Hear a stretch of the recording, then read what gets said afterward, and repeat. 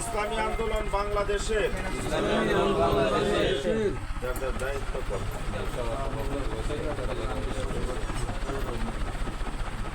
দায়িত্বশীল নিযুক্ত হয়ে আল্লাহ তাআলাকে সাক্ষী রেখে ওয়াদা করছি যে আমি আল্লাহ তাআলার সন্তুষ্টির উদ্দেশ্যে আন্দোলনের সম্প্রসারণ মজবুতি অর্জন মূল লক্ষ্য হাসিলের সর্বাত্মক প্রচেষ্টা চালাবো। আন্দোলনের নীতিমালা ও নিয়ম শৃঙ্খলা যথাযথ মেনে চলবো।